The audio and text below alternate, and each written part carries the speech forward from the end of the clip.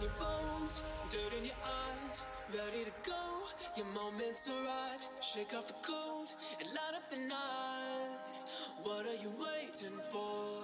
Towing the line, blind and bound. Sever the ties, holding you down. It's your time to turn it around. Cracking the code, taking your aim, digging for gold that's so far away. So fire and load, it's never too late.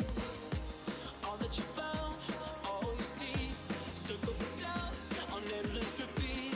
Starting now, you gotta believe. What are you waiting for? What are you waiting for? What are you waiting for?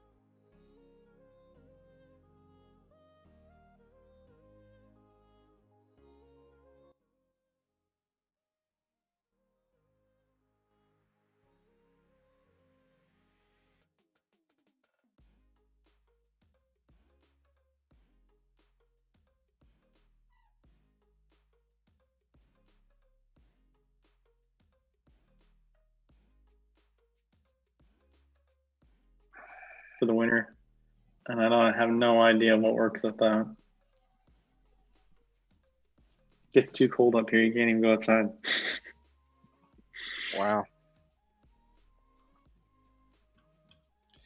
I have some cousins and stuff that live in Wisconsin. I've visited them in the summertime. It's beautiful there in the summer.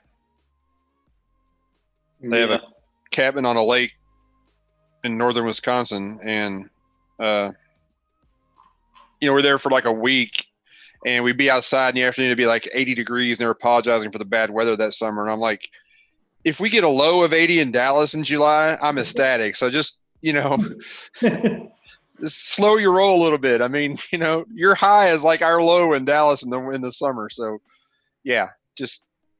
Yeah, we're having a cold stretch. It was like low 50s last night, and now it's like 76. Wow. But it took all day to get to 76. Yeah. I don't think we hit 100 today. I think tomorrow is when the 100-degree temperatures come back. Today was nice. I went out there earlier. It was like 82. Phone says 88 right now. Yeah, it's 90 right now over here. But yes, I think starting tomorrow for like 6 days straight, it says 99, 99, 99, 99, 99, 99. Fake news. Which means a feel like of like 105 because you factor in the humidity, and it's just like just miserable. Yeah. Yeah, I don't like that humidity. Yeah.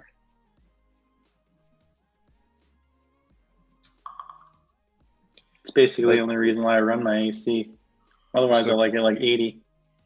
Yeah, to get the humidity out. That's the other thing about these small duct systems. The small duct high velocity, they're 30% more efficient at getting humidity out of the air. So your system set point can be higher because it dries the air out quicker, and it saves money that way. It's awesome.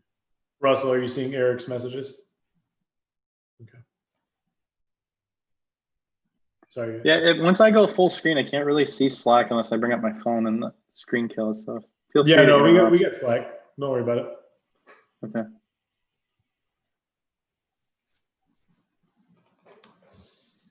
Yeah, I wanted to give Penton a lot of crap. I'm like, oh, finally got a video.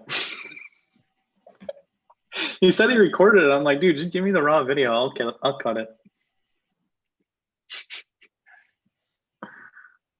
Yeah, I don't know what happened with that. We tried for years. And yeah. I don't know. Yeah, next time you talk to Ben, you need to give him grief.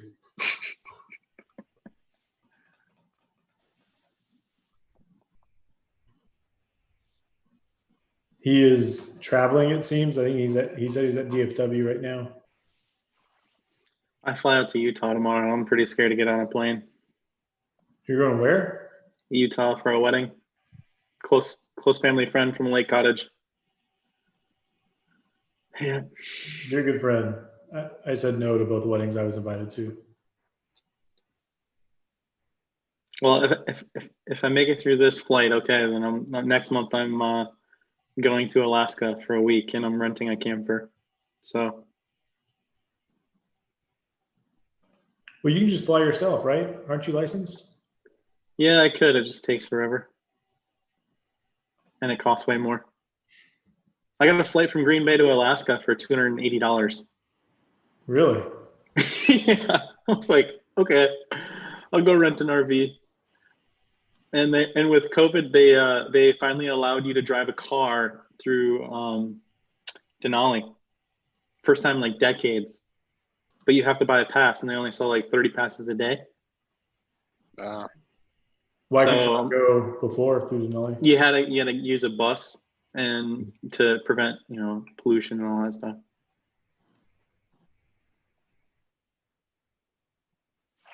Same thing that's going to happen to the Grand Canyon eventually.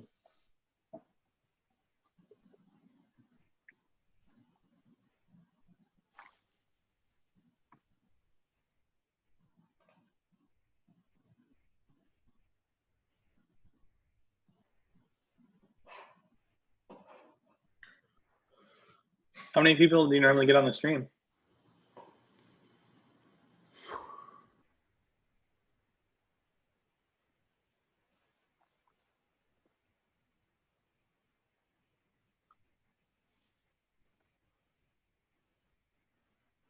Yeah.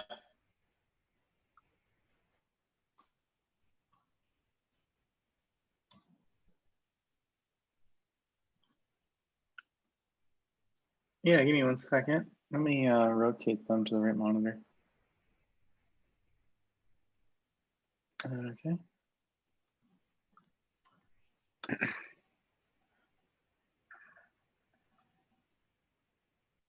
Let me rotate them to the right monitor.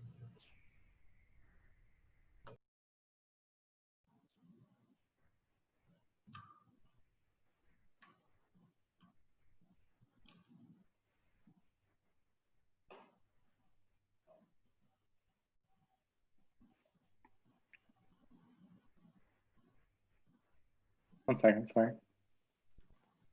I had them rotated right, but apparently not. Okay.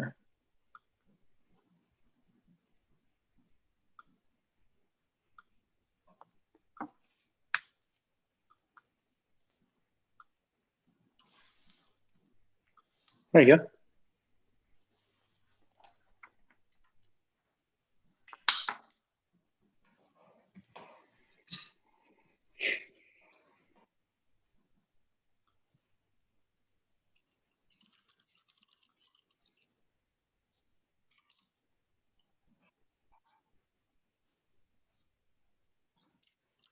Okay.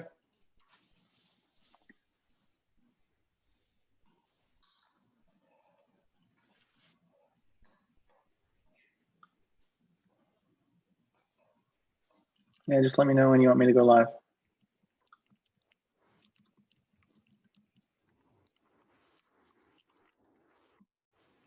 Yeah, we'll give a couple minutes. I have 6:29 right now.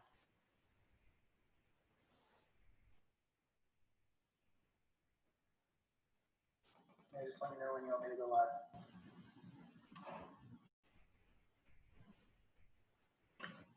Oh, with your black background, my video. Yeah, we'll give a couple minutes.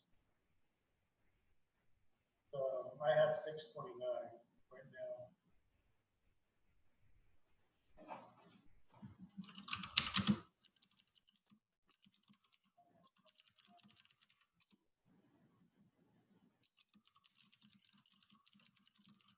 Your black background, my video.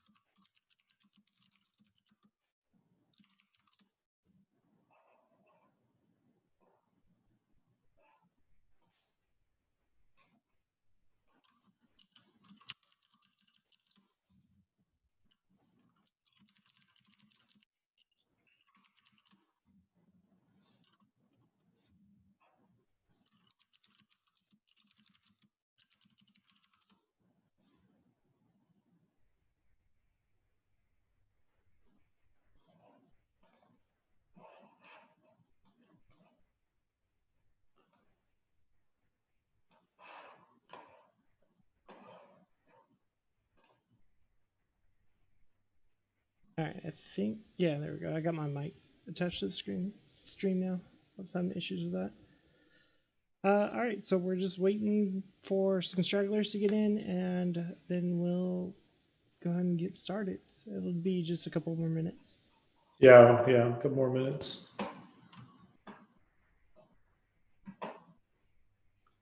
Sounds good.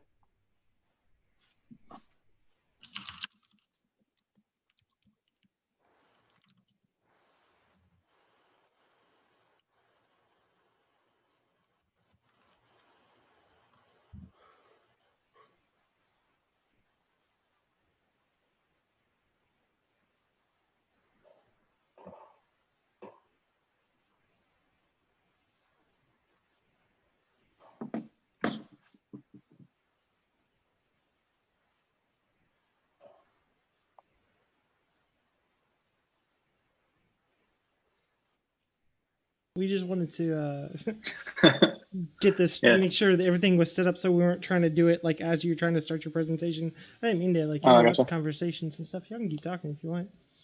We're just, Yeah. it helps us make sure we got everything set up anyway.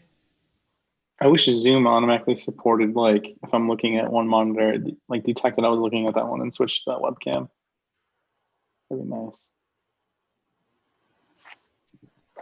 But it might be kind of jarring, I guess. Like the motion tracking? Or, Yeah, like I have my laptop up, but then I also have a Logitech 920. And Gotcha. it'd be nice to go between them. Could always just get an eye tracker and write that yourself. It'd be a fun side project. Put on my VR headset and just go. There you go. Be presenting. Like, I'm sorry, but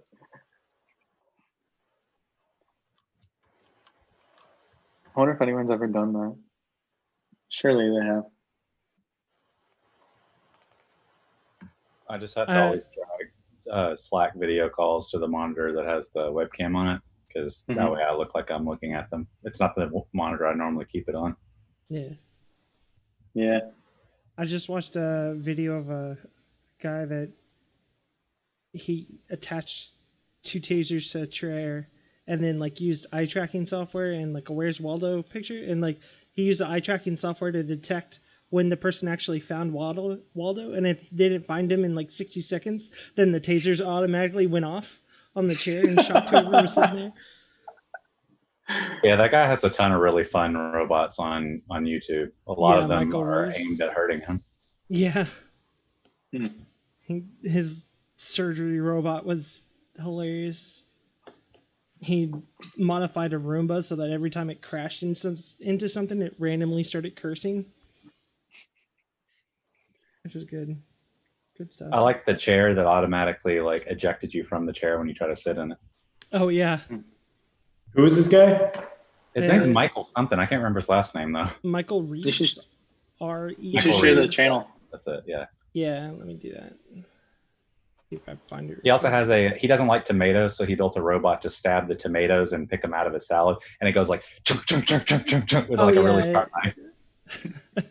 That was hilarious. It like destroys the bowl, but it got rid of the tomatoes. All right, I think we're probably about ready to start. I put it in Zoom chat. I'll link it on the stream as well. Okay. All in favor? Sounds good Aye. to me. All opposed?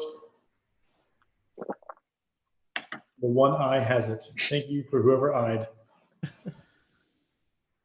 All right, welcome to the August North Dallas Developers Group. Today we have Blake, all the way from Green Bay, going to talk about how to build and maintain a smart home. Take it away, Blake.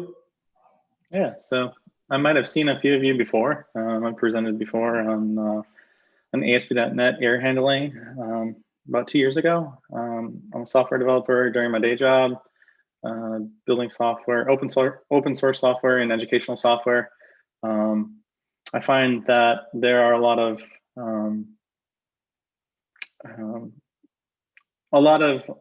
places overlap between smart homes and software development, especially like in messaging systems. And so it's kind of a learning experience in some regards. And then, you know, like, oh, I know that.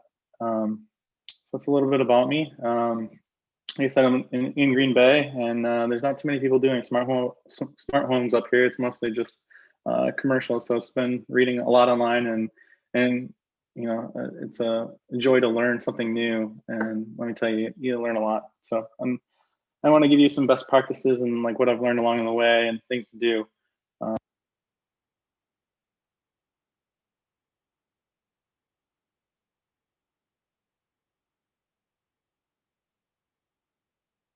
Start out and like what is a smart home? The very big definition is a device that can automate tasks. And to me, like, it's so much more than just like a single device. It's a concept, like a way of like safety. Like, is my family safe? Am I safe? like, am I safe from like not only an intruder, but like is, you know, a tornado, an earthquake, or something happening that like can be forewarned and let me know, like via like blinking lights or like audible notifications, or, you know, like a fire is happening, you know, show me, you know, the exit point, open the doors, you know, turn off the furnace, things like that. But also like a way to like save money, you know, tiered billing on you know, power bills. Can I do things at night? Can I offset this? Can I think about, you know, my impact on the environment? And lastly, comfort, like taking all those things into thing, like, can I stay comfort and just live life how I want to live it? So that's to me like what a smart home is. I think that there is some really like good first steps like you should take before you consider doing a smart home. You might already started, and I think that it's worth like reevaluating this. I think that like you need to think about the definition of a smart home and come up with like a goal. Like, what is your end goal? Like, what do you want to remedy? And just focus on just that. Like, don't go crazy and, you know, and have smart devices for everything. Solve one problem first, make sure you're comfortable with that, and then it works to your expectations. And like I said, like you might have like existing ecosystems. So like, do you have Google devices? Do you have, you know, Alexa devices? Which I should have muted mine. Or do you have Apple devices? Do you have existing devices that you can reuse? Like, don't throw things away. You know, you can incorporate them into your workflows in your smart home to work for you. So like consider this, like create like a checklist, write down all these things so you have it in your mind as you go, so you don't lose focus. And then once you have that, like research, make sure a company is well established. Make sure that you have a huge community presence around that product or service. Like, make sure that there's advocates that like love that and use it, or that have like either have official libraries, or, you know, people have hacked an API together. To me, like that says, hey, this is worth using, and that, you know, it's going to be supported. Ideally, you know, find something that has an open standard like that. To me, that is a future winner. Like, a future winner in my definition is something that's going to be around in 10 years, 15 years, 20 years, because if you're installing a light switch or something, like, you need that thing to work for a very long time, and it needs to, you know, do its job. It can't just like fail. A company can't go over and now your light switch doesn't work. Like, that doesn't work for anyone. And then, you know, think about like, am I the product here? Like, is this switch free, or like, is it reporting on my data? Like, anytime someone walks by it, you know, am I being sold? Like, how important is privacy to you? You know, you might, if you have like Amazon Ring devices, you might already be thinking about this, you know, with their different programs and sharing data, and employees having access to that data. Like, I think it comes down to like your core beliefs, like when doing a smart home, because there's every side of the, you know, the full spectrum. And then lastly, like costs. I mean, you can, if you have an unlimited budget, you can have someone hire a company. There's massive companies that's all they do, and they have their own development teams like doing end-to-end integrations. Or you can piecemeal it together if you're, you know, if you're a hacker and you like doing that, or, you know, you're a developer and you have some time. It's going to take some time, but like, you can do any project with, you know, a few cents, or you can go, you know, thousands of dollars. So it's kind of a really wide range. It's like, you know, you're paying, you know, is your time valuable, or, you know, is your learning and having fun doing it, you know, valuable? So kind of like think of these as the very first steps before you even purchase a device. And then when you think you've gotten the research, do more research. So in 2018, I started my research for the house that I bought. I knew that I needed to do reno, and I spent 4 months researching products. And I don't think that that's doable for a lot of people. I think that like I think it's going to take a long time before smart homes evolve to the point to where like anyone can just go to the store and pick a device that's that works across the board. I think there's some open standards coming up that is making that more available, like Google and Apple and everyone's working together on that. So keep that in mind. So when I worked for 4 months, I followed CES in spring, and now with that going all digital, like you'll be able to watch it. I followed a lot of blogs and did a lot of searches and keyword alerts in Google because I wanted to know like what were the emerging technologies. Like I don't want, if I'm going to do this, I'm going to spend my time and money. I want something that's going to be supported, that's going to work, and like long term. And so you can kind of see like I was pretty naive in my initial approach, and I just wanted like release dates, and I did conditional formatting and pricing, and just kind of get a general idea like what works with what. There really isn't too many services out there for doing this, and it's kind of manual. And I think I'll spend some time and eventually publish this list, or maybe an up-to-date or a resource that people can use, because it needs to be more available. And a part of that is like writing reviews. Like we need more people in the smart home community writing reviews. And I have a ton of reviews that I need to write about, because not every switch is like perfect. I have issues with some of my Ecobee switches after using them, where they're really sensitive. If like the power goes out, the switch might not come back. In some cases, I have to reset a breaker, or they've removed functionality after the fact via firmware update. And those things you don't get from initial reviews. It's kind of, you need the community to guide you, which can be tough. It takes a little bit of legwork. Again, like breaking down costs, vendor lock-in, does something require batteries? Like what is the hub support? And I think like the biggest thing to me is like a progressive enhancement. So long time ago, like a developer reference, when JavaScript was really like first emerging, there were some really good books about talking about, hey, like your site should still work completely, without JavaScript. But if you have JavaScript, you can do some nice things like sorting in tables and things like that. But don't blow up the website if it, doesn't support JavaScript. And I think the same thing goes with when you're picking out products. Like if you're picking out a light switch, pick out a light switch that like works. If it has like a temperature sensor and like a motion sensor and a night light, that's great, but don't take away from the core functionality. Like you want these things to work how people have always expected. Like if your grandma comes and visits, like you shouldn't have to explain and make them feel uncomfortable. You have to think about the end consumer too, because you never know. Next, like when you're doing your research and planning, I'm kind of like looking in the upper right-hand side of my screen. Take even a very basic floor layout of your place and kind of think about where you want to put your devices.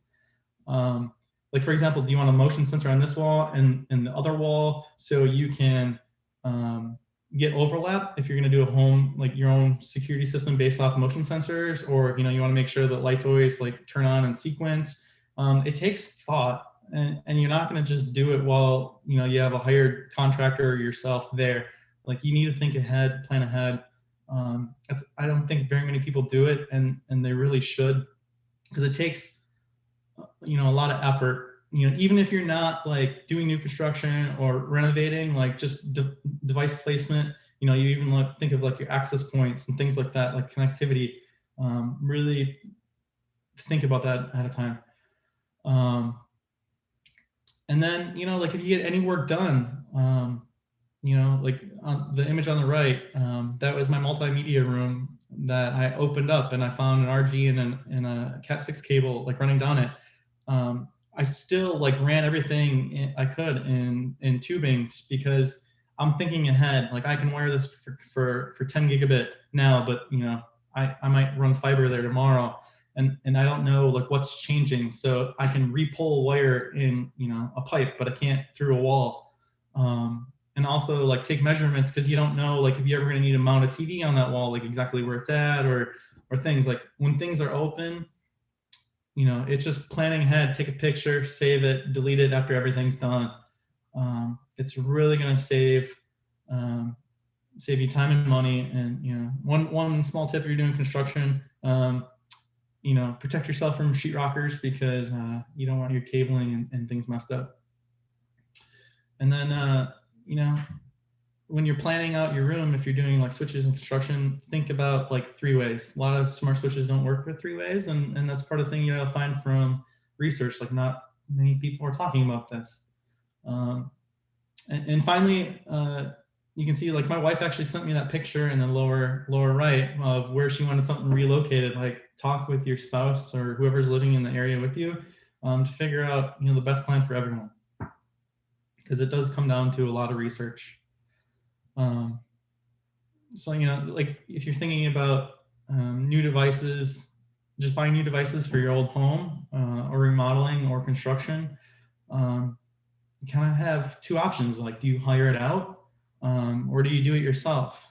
There's a lot of costs with either, and there's definitely way more with hiring it out. But are you comfortable doing that? And do you have the funds? Make sure that you come up with like existing solutions if they're proposed to you that like you can either verify that you like or that they're future proof, because they're software built by these companies is it a subscription model, or is it just the software that I buy and install the day I have for 30 years? You gotta think about that. If you're going to hire someone, and this kind of bit me a little bit, ask for references. Like I think if you're hiring anyone to work on your house, ask for like the last 3 references from the last 6 months, and then call those people and talk to them. No matter what the project is, and make sure you're getting a bid for this, so you know what the costs are up front. And more specifically, when you're doing a smart home, ask them how many smart homes they've done. Like, if it's an electrician, ask them if they've installed smart switches before, because the manual for a smart switch, it takes a little bit of wiring. It's slightly different.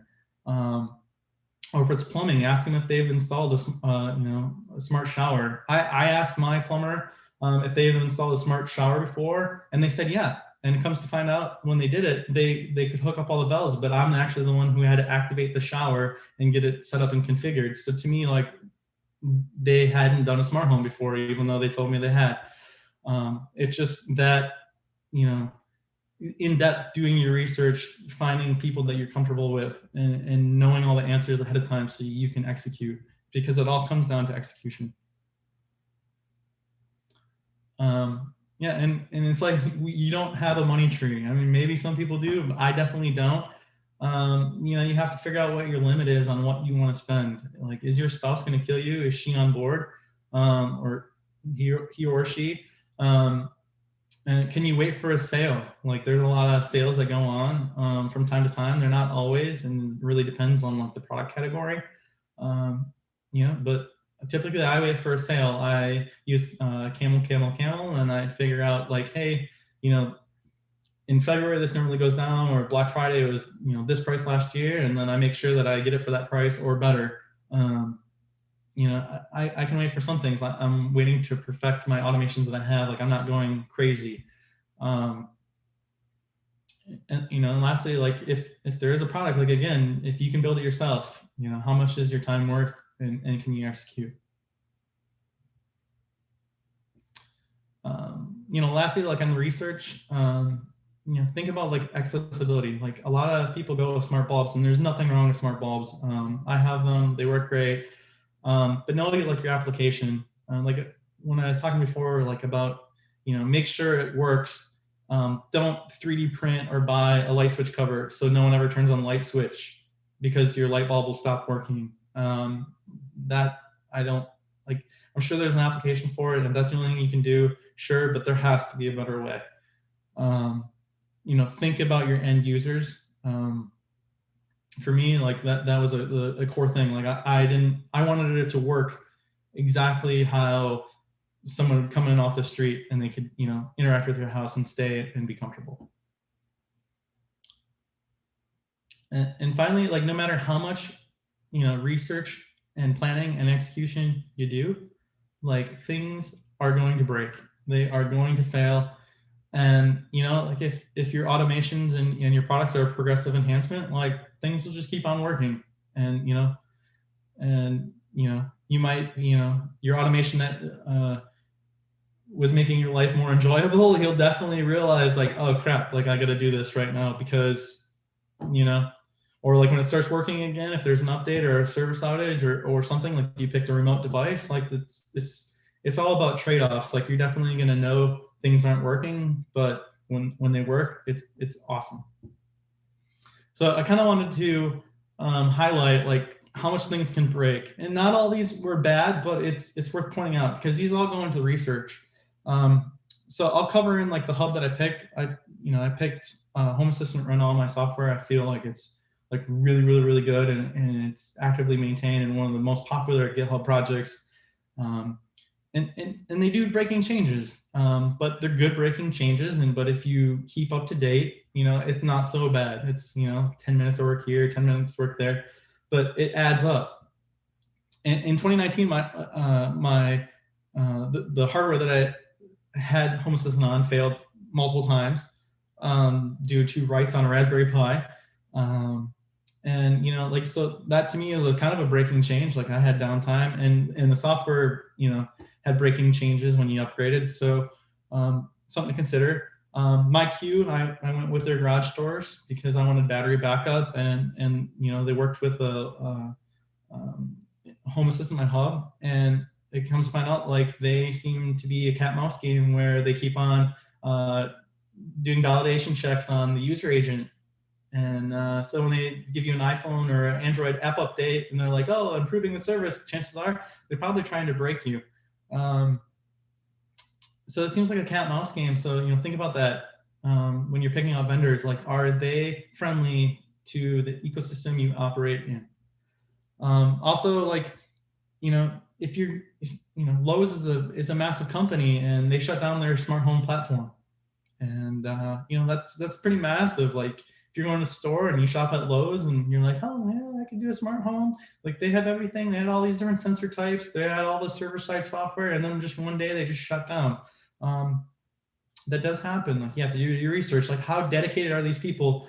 Are these companies? If you have to think about like you have to make sure like, hey, I'm not the product. This keeps on working locally if that's important to you, but how is their revenue model? Like, are they going to shut it down if they're not making, a few percent on the service, or, like it's a business. The same token, Works with Nest shut down.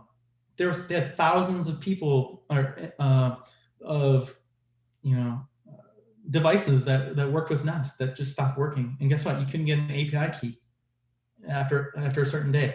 So I still haven't upgraded my Google account for that reason, because my devices would stop working with my automations. And there's a fork to get it, but it's not actively maintained. It's not as good as the original. So it's something to think about. And I definitely think that if you're going to use a service, the one thing that has taught me is get an API key as early as you can if you're going to use their product, just in case they kill API access for new keys.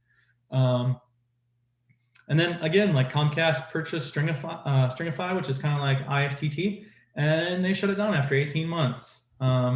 So if you're using that, you had a lot of buy-in. It's cloud-based, and you're out of luck. You're searching for a solution. Same thing with Best Buy's smart home products. Their products kept on working, but you lost all software access. So that's kind of troubling in 2019. If you think about it. And then you think about what happened in 2020. Well, Home Assistant broke some software and integrations, like no web scraping, and they document all this ahead of time. They let you know about it. So, it did take a little bit to upgrade it or use a third-party add-in. The community is really good about that. I still think that's the best solution. But again, my queue broke a couple times, so there's definitely an ongoing trend there. And ecobee HomeKit support, they dropped support for some of their motion sensors and temperature sensors on about a third of my 15 to 20 devices. That just got a software update and was like, no, we're not doing this feature anymore. And the same thing with my August Connect. I have 5 August Connect They look like this. These doors, they work awesome. But the Connect Hub just stopped working. 3 of the hubs stopped working, even one that I just recently installed. And so it's like, well, was that an intentional firmware update, or like what's going on?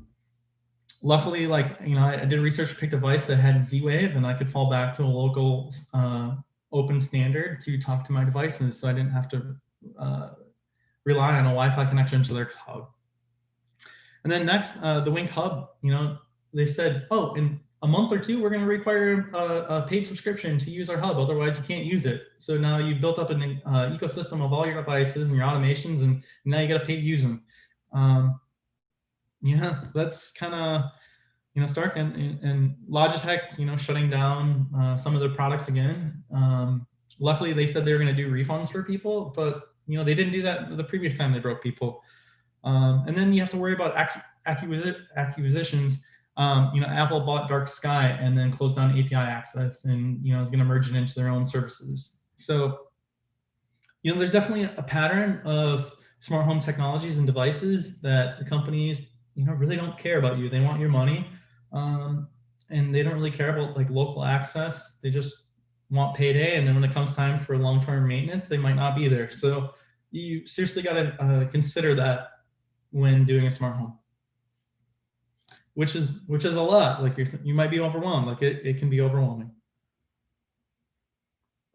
Which brings me to my point: companies will break you intentionally or unintentionally, and they will sell your data if they're given the chance. I mean, not all companies. Apple's pretty good about that, but you honestly don't know what happens all the time. Or they could close, be acquired, and close that way. Finally, like research, you know, if your wife likes something or your spouse, in my case, you know, keep them happy when you're doing this. Like figure out the things that annoy them the most, and fix those. For me, like my wife would always ask me every night, is the front door locked? You know, is the back door locked? You know, are the windows closed? Are the lights off? And it's like, well, you know, I could install something without even, you know, changing the door or anything, and I could, you know, knock off some of those off my list really easily without, you know, even if I owned an apartment. And you know that you didn't get asked those questions anymore, and you just kind of knew, like, you know, the automations and the software could tell you. That doesn't mean like I still didn't, like as I'm walking by, you know, going to bed, like I wouldn't just glance over just to double check, because you never know. But it's just like peace of mind, and finding those things can really improve the quality of life, and you know, get you some points later for when it fails. So lastly, like in your research, you know, pick a hub. So there's a lot of different cloud software out there. You could think like IFTT could potentially be a hub, just redirecting messages between devices. You know, there's Wink that I noticed before, or mentioned before, that, you know, started charging a subscription. You know, they have Google. You can use HomeKit. Alexa has routines. You know, all those would be considered a hub. I like Home Assistant. Because, you know, it's open source, it's local, and they care about your privacy. You know, a hub will like connect all your devices, and you know, the good ones will like normalize events, and you're thinking in terms of abstractions. But like sadly, like none of them are really highly available if you're thinking from a programming standpoint. You know, you either have a dependency on your internet connection, which is a limiting factor, or your power in your house, or, you know, it's not running on multiple machines. So, you know, pick something that is open, secure, maintained, and has really easy backups for that reason. So you can get back to, you know, 100% quickly, or, you know, you don't have to worry about doing maintenance yourself. Like that sucks. No one wants to do that. Finally, like, you know, if you have a maintained solution, like the cloud vendors will update, but if you have something local, you know, update your software often. But, to limit breaking changes that are really big. But like if things are working great, like you might not need to update. Don't update like every release. You need to wait for a point release from a major, and have backups just in case. So like, and also like you have to think like when you're picking a hub, like most of them will have automation support. Home Assistant has great automation support, built in right out of the box, and you can define them in YAML or the user interface. But you have language choice. Like you can use add-ons that are supported by the community, like Node-RED, or you can write automations in Python, JavaScript, and other type languages. Most of them use WebSockets or polling for if you're going with a language support that's not like built in to the physical product like Home Assistant. But all these have trade-offs, and I think that's the biggest thing about smart home. Like it is a distributed system of devices that are all hopefully talking to each other over different protocols and working together. So there is maintenance. Like how do you limit your scope? Because if you add one more piece, that's one more piece that can fail. So try to do as much as you can in box. And I think like this term, you might have heard it before, KISS, keep it simple. Don't go crazy. A prime example of this would be,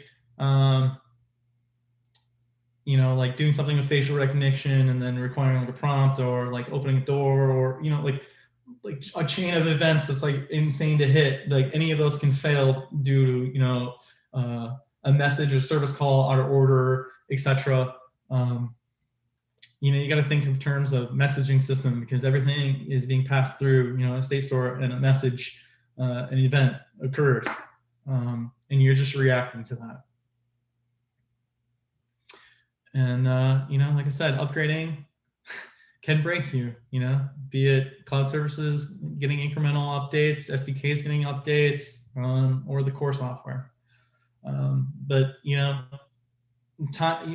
look at history. Like our company is normally really good about documenting breaking changes and making it right and making sure you're good to go. I have a friend who has a home automation system that's using SmartThings, and they split that. They came out with a totally new app, and the systems were completely split, but he couldn't migrate because of his home alarm, and he had to make a bridge with virtual switches, and there was really no support, but it happened kind of minor over time. And so you might not always have the history, but generally you'll have the history of how companies and software behaves. So like going on to automation must-haves, fix things that the spouse notices or like complains about. For me, it was like the first things I did were I made sure the bedroom fans were turning on, at 9 o'clock every night. Or like when you plug in your phone next to the bed to charge, like bedroom fan comes on. And curtains closing, when it either got really hot out, or, like when you slept in, or, towards the end of the night. Just things that you find yourself doing repetitive, maybe keep a note before you even start as part of your research. Like, hey, these are things I do every day. And can I, how much time will I save by not having to do that anymore? So that's kind of the things that annoy you, and also like automate things that you can learn from. I love learning, so I spent time working with facial recognition and saying hello to either a known face or an unknown face that was at my door. But you also have to know context, like saying someone's suggested age and sex to someone at the door might not be appropriate. So definitely have flags for that. It's always good to have that contextual data, even though it could be wrong. And also, like I reverse engineered my Kohler shower and automated that. Like that was just really fun project. I learned Python over the weekend and made a Python library that I put on the Python package manager, and a community add-on for Home Assistant that anyone can use with their Kohler devices, and it was a good learning experience. I learned a lot. Next is automation fails. So there'll be breaking changes even inside your automations, like a state trigger might behave differently after an incremental update. You might need to go just update that. It has happened in Node Red library. They've been really good about that. Like they'll keep the behavior behind, but they'll show like a little flag on a node, which I'll show in a little bit. But they'll be like, hey, you can upgrade to a new version with this behavior, and it's like awesome. And then you got to think like it's a distributed system, so and distributed systems fail, and they fail pretty epically. So keep that in mind is why your automation could be failing. Next, going on that, there's no message guarantees. Like something, might go offline or lose connectivity. You might miss a few events. So, eventual consistency is a real thing in automations and a smart home. And you can have service failures in your routines that could prevent a state change or like a later down automation from failing.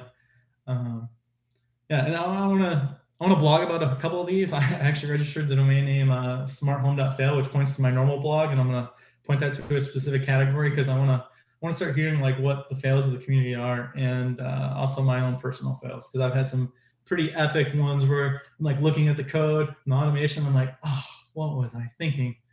And then you make sure never to do that again.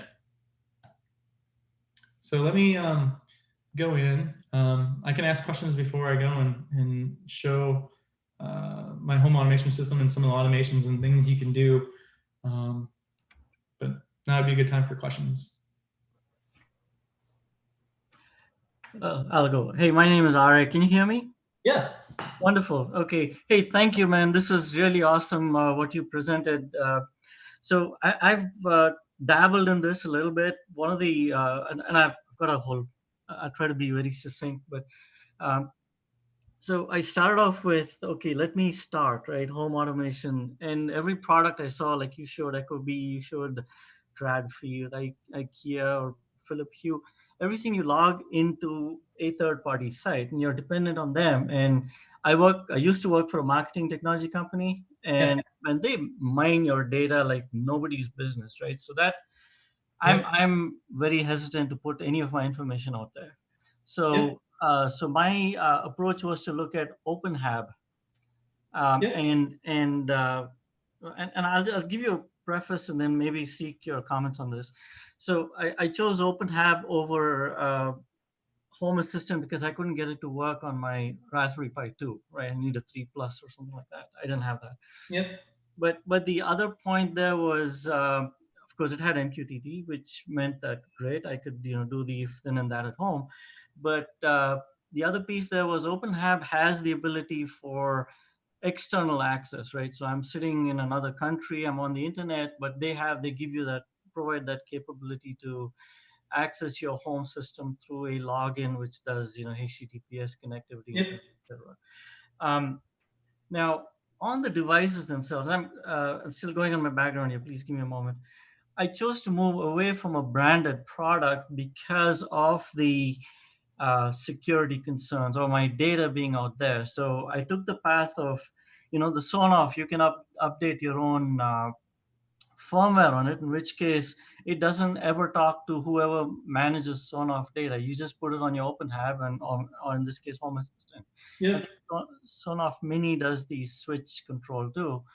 So that's one piece I looked at. The other piece was on the garage door, for instance. If you put MyQ, you're dependent on whoever supplies the MyQ. I don't have the name in front of me right now, but you're dependent on them for your integration and access. So I came up with my own, ESP32 solution with your relays to be able to control that. Have you? And that's the path I've been kind of proof of concepting all of this, right, including my sprinkler system. Have you given any thought on those lines? Because or have you? Yeah, definitely. So I didn't look too much into OpenHab. I kind of knew like from being open source and I can see like this insanely popular project and looking at the code and like, hey, like, you know, they have amazing documentation. This can run like on any platform. I mean, they're locking it down a little bit more. You know, how you install and run Home Assistant. But you know, so I went that approach, and I actually pay a $5 fee for their subscription because I don't have to do any port forwarding anymore or open a domain name to access my instance, because they proxy everything securely through their cloud, and their apps automatically fall back to like running all locally when it detects it's on your Wi-Fi network. So like nothing's leaving, and you can control exactly what goes there, and so it makes it really nice. And then they also as a part of their cloud service, like it just supports their developers. Like they're really open, and they've actually hired more developers to work on the project. And they also integrate like with one click with Alexa and Google, and you know, forward all those events. So like that kind of made me feel really comfortable doing that and supporting that. At the same point, like, yes, I have totally gotten rid of like devices. I have one Amcrest camera, and I'll say flat out, that thing phones home to China so hard that literally when I made a firewall rule in my Unify, you know, firewall, because I have Ubiquity network here, the firewall logs were insane. Like it was like once every second to a couple of times every second, like trying to make DNS requests and phone home for what. So yeah, I locked down all my devices in a NOT and IoT, and I have a bridge between those. And I try to think about how I can limit scope as much as I can. You know, nothing's ever perfect, but I think it's about trade-offs. But definitely, if you do not trust a company, don't support them. And the biggest way you can do that is, with your wallet. And also, you know, let people know exactly why, you know, but show proof. As far as your garage doors, yeah. With MyQ, like I said, I wanted the backup. I do have one big overhead garage door that's a 14-footer, and I'm currently looking into that approach. There's actually a really good project. I think if you Google open sprinkler and open garage door, there's an open source solution that's using off the shelf hardware that you're using, and they have like plans and diagrams and everything you need to do that. And definitely, like, you know, sky's the limit. And I think that those solutions, you know, can be rock solid and work great. It's all about, you know, I think, you know, caring more about privacy and making sure it works really good. You know, and if you need to open up a firewall for an update, for your devices to update, you know, like once a month, once every 2 months, sure, go ahead. You know, there's no harm in that. But, you know, I don't let things make requests into my devices. Like they have to establish a connection first. Does that answer everything?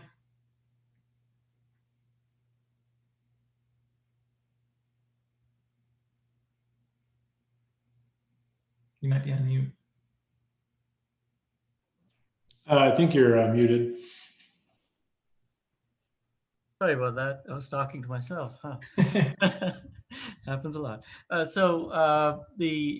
was heading down the path of, you know, buying the components, like buying the resistor, buying the diodes, Yeah, buying the you know, the actual relays and putting them together with the soldering iron, right? And that's more fun, just because I like to do that.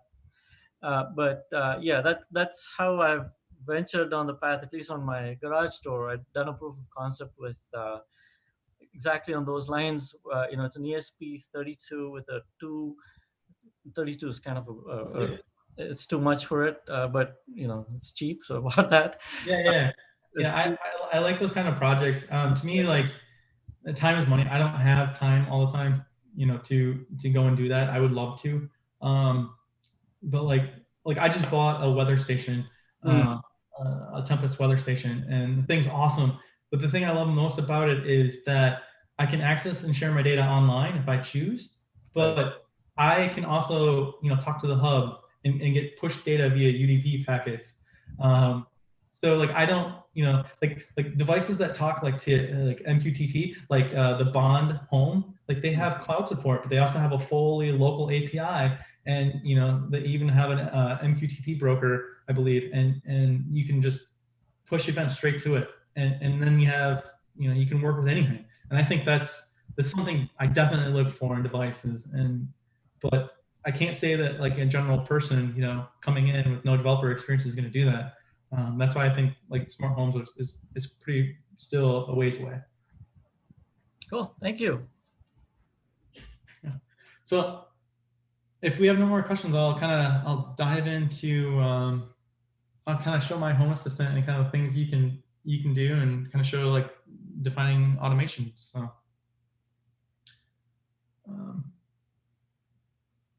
So here, I kind of have just the standard layout. I've kind of like grouped things, and I have a lot of add-ins running. I'm running everything on a pretty beefy latest gen Nook 10 with loads of resources. I got really tired of running Raspberry Pi, and then I went to Atomic Pi. I kind of talk about my experiences on my blog about the various hardware. And you can start out really small. Like I said, I started out on a Pi 3B, and kind of grow into it as your devices grow. I have a ton going on, and like I said, it's kind of, there's always going to be something broken via services. Essentially, like I said, talked to like my August lock connect that says the door's open, but it's not. But I know like for a Z-Wave that it's locked, but they don't expose the locked state via Z-Wave. I mean, there is some access control. Sometimes it's there, but it's not always. So, I'm always looking for solutions for that. So kind of like a view, like I'm just capturing, I feel like if you can capture all the data, if you want to write an automation later to do it, like you totally have that power. So that's something I really like. And, like kind of outside view, I'm tracking out, outside illuminance to trigger if a switch should come on inside the house based on like, how dark is it outside in real time. And I'm getting that from my weather station locally, which is awesome.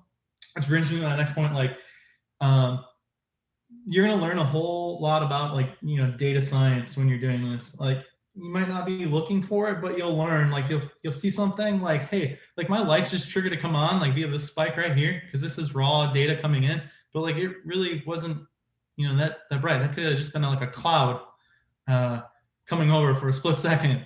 And you don't really want that triggering your thing. So like, learning that the Home Assistant or your software has like all these different like algorithms that you can apply to your data to do transformation. Like this one has like a filter to smooth over the last 30 minutes. So I get much more uniform and consistency in my data. It's something to consider. And like I said, I have I guess I didn't mention this, but when you're researching devices, like think about like battery. So like I have a pond in my backyard, and I actually have a pond sensor, but the battery like died last week, and I haven't had a chance to replace it. And that's something to consider. Like there's always something to do. And the same thing, like I'm doing some image recognition. Like there's some errors with Augur, and it thinks like that's a mouse. A shoulder is kind of funny, but Cats and this is running in real time using the Coral API, which is pretty awesome. And then like looking through your data, like if you pump it into various systems, these are add-ons I can do one-click install, and it runs a Docker container and sets everything up with authentication and everything. Like I didn't have to do anything. Like it just happened, which is amazing. And you can like figure out, like looking at your data, like this is the outside brightness, this is inside via light sensors that I have in every room. You could figure out like, hey, you could do a correlation of the brightness and the temperature of the room, and like maybe close a blind, or turn on the AC at a certain time. Capture the data, and you can do some crazy things with. And it's just really interesting to see like what is going on. Like I'm a data guy. I like having as much data as I possibly can. And this really doesn't eat up too much system resources, disk space doing it either. Another really cool thing you can do, like I said, they have full support for Visual Studio Code. You can edit things. They're moving to more in Home Assistant to configuring everything via the UI, which is really nice. But you still have code editor support built in. You can access via your web browser with a full CLI to do whatever you want. So in this example, I have an add-on that I installed. It's a community add-on, and it performs automated backups. And so I have an automation defined in YAML, and I can show you this in the UI. But it runs on a schedule and backs up, my Home Assistant install every day, and then notifies me of failures. I at first, like, they've really greatly improved the automation support and what it can do. But it wasn't until like recently. So like that's one of the reasons why I went with Node-RED, because I can do crazy things, which I'll show you. But the same automation here, that's it. I need to scroll on a little bit more. They have a full-blown editor. So this is the same automation that you can enable, disable, and trade. Some things don't come through exactly. Like you might not be able to see event data, or I guess this is the one saying snapshot failed. So this is it would be this one. So you're seeing missing my time conditions here, but they're there. But like again, like they're constantly improving, and this will be there. So you can create scenes too that are like really powerful. So like you can say like change your whole room to like be the exact state you want, and then you can say like create scene based on your current state, and then you can go change whatever you want, and you click you call the service to set the scene back, and then it will literally just revert everything back, and it's amazing. And you can also use that in your automations to say like, hey, like I need to flash the lights and play the audio at this level, create a temporary scene of the current conditions, and then jack with the settings, like pump up your audio and turn on your lights to a different color, etc. And then restore that state, that scene afterwards. So like they've put a lot of thought in it, and you can do all this stuff through the editor. Like it's getting good to the point where you don't need to be in VS Code. I just choose to be there because that's where I feel more comfortable, and I think that's what it's all about. I said like I do Node-RED, and so you can kind of think of I explain this as basically it's Visio for automations. I love that I can drag and drop and figure out like the flow of a certain series of nodes, and see visually like what is going on. It's not necessarily the easiest to grasp, but there's a lot of great YouTube videos like covering the different node types and how to work with it. But it is extremely powerful. So for example, this one has a timer, and you can flow through like all these conditions on what days you want it to run or months, and use like sun position or like different node types. And then I have flags to say like, are all my automations turned off, or is just this automation turned off? Because something might be broke, or you might not want to turn it on. Maybe you're doing construction in the room, working on cleaning the fan. You don't want it to turn on. So like it's something to consider. And then like I only turn it on when I'm home because I want to save energy. I want to offset as much as I can to a 3-tiered billing, so I save money. I cut my bill. I had one crazy bill that was like $400, and I cut it to like 180 the next month just by tweaking my automations and making sure like everything was like good. I mean, obviously there was other factors like heating and air that made a big deal with that, but measuring power usage and making sure like you're automating those in a timely manner. Like maybe you turn on or off the lights for a shorter duration of time, like outside, which is kind of like what I have here. It's just kind of cool. Like you can define reusable chunks of code. You can think of these as like methods or like modules, namespaces. And so like turn on off with notifications. So basically it will turn on the entity, the abstraction, like, hey, turn on this light or this group of lights, and then tell me that I turned it on or if it was already at that state. So it's more kind of accessibility, but you can reuse these. The sky's the limit on what you can do. You can talk to different voice providers, etc. Do all kinds of things in Node-RED. I would kind of like to think, I think starting out, I think it'd be better to do all your automations directly in Home Assistant and kind of go that route because it's one less moving part. But I think that there's some things that just, I don't know if you could accomplish, but you can write your automations in many different languages. I have a friend that wrote a JavaScript automation framework that he uses to automate his house, and he hooks up the WebSockets and runs it all in a Docker container. Like, the sky's the limit on what you can do. Yeah. So, check out my blog. I try to post a lot of things on home automation, and I'll do occasional development, but I'm just trying to like make it so it's more accessible and people can learn, like while reading and make good choices. So I think with that, I am done. I'm ready for questions. Question. Do you have all of the stuff that you've actually chosen and are working with and think work? Do you put that anywhere? Is it just buried in your blog somewhere, or I mean, how do you let people know what you found that works? Yeah, so I have a series of blog posts that I've written on home automation, and I got about 15 to 20 more that I want to write, and I have a whole slew of reviews that I want to write on the very products, like the good and the bad. I'm pretty straightforward. Like, I'm not going to sugarcoat it. So I want to do that. I followed CNN Smart Home when I was first doing my research, just for the sole fact that they're getting paid to push these products, but at least like I can see what products are out there, and then I can read, reviews or see what the specs are and figure out like, how many people are using this. Are there open source projects around this that people can see? And if you go, I have all my configuration on my GitHub, and so here, GitHub.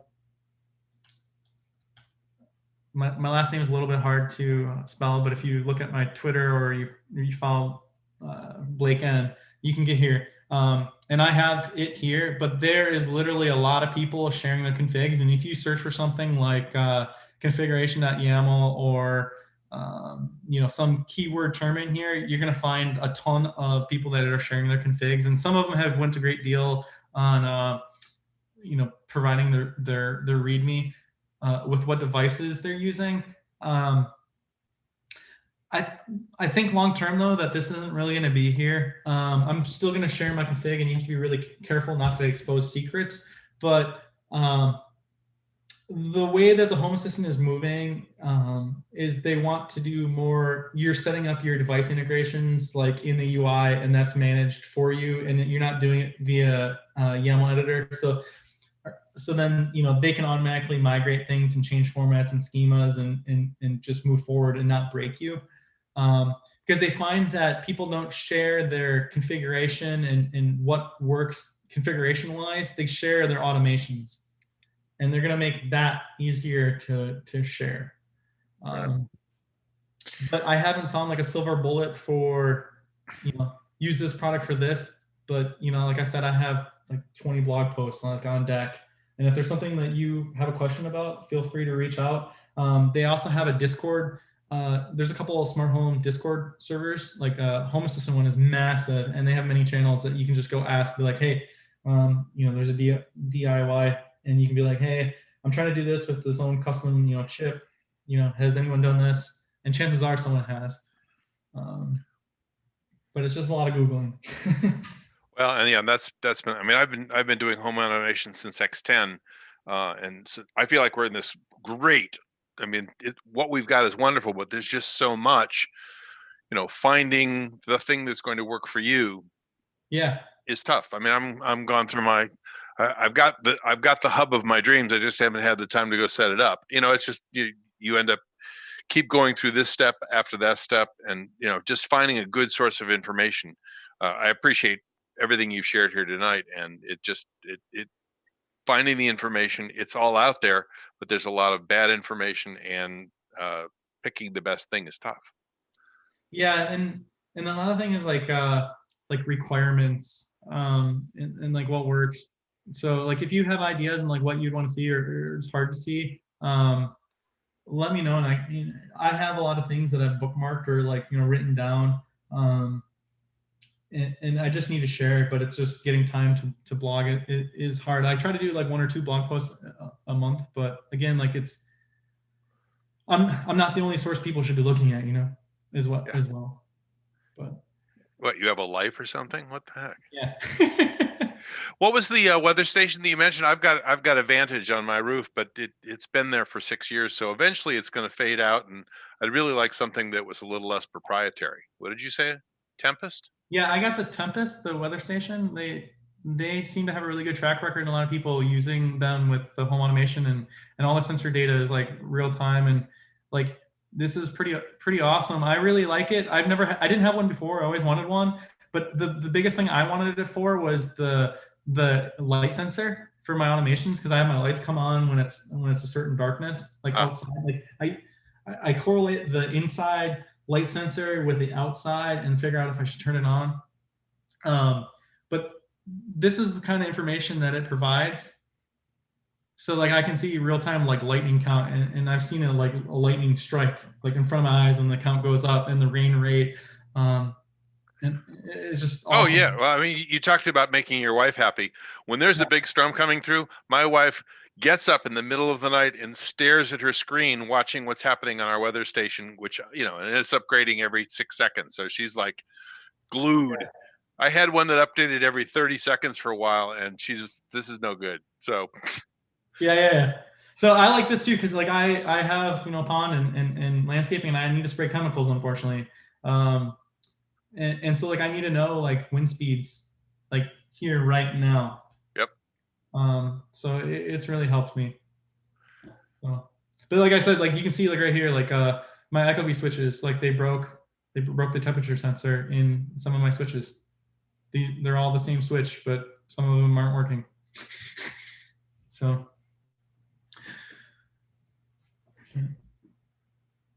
what hub are you going with now? Like, are you going? I'm going to the Habitat. I actually had some light switches that were having some trouble with my SmartThings hub, and I got them working. But I asked them. I said, "Well, if you could recommend any hub at all, what would it be?" And they said Habitat was. It doesn't have to go to the outside universe to go ahead and be able to go ahead and do its work. So. Yeah, that's always a good thing. Yeah. But I appreciate the information a lot. Yeah. You're welcome. Yeah, hit me up on Twitter or Discord or leave a comment on my blog, and somewhere I'll track you down. Yeah. There you go.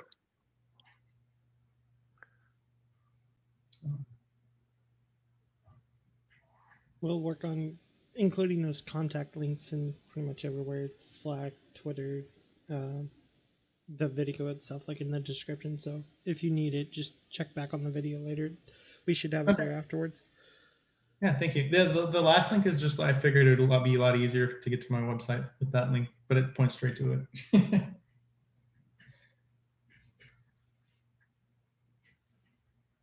So.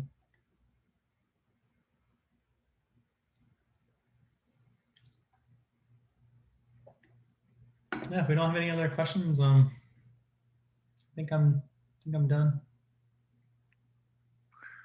Thank you. Yeah. All right. Thank you, Blake. Appreciate it. Thanks, guys, for setting this up. Yep, no problem. Eric, do we I think Eric's like 30 seconds behind. Do we have do we know do we know who the presenter is for next month? Sorry, words are hard for me today for some reason. Do we know who we have next month? I think Eric's audio is lagging, he said. Yeah. So we'll give him a minute to catch up here. There. I don't remember if we had next week's or next month's scheduled or not.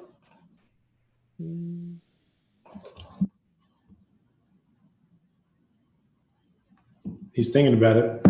He's on mute though. Thinking about it. You can probably just rejoin the Zoom thing at this point. I think. Go here for now. There we go. No, we cannot hear you. Can you hear me now? Yes. Yeah, we can hear you now. Sweet. Okay. Yeah. Lagging, been lagging, as you said. What was the question again? Do we know who we have for next month? David knows. We do have somebody for next month. I actually don't recall at the moment. Okay, so we'll probably just follow up in Slack with that and give you guys a heads up. So We will. And of course, we'll announce it and send emails out and all that stuff.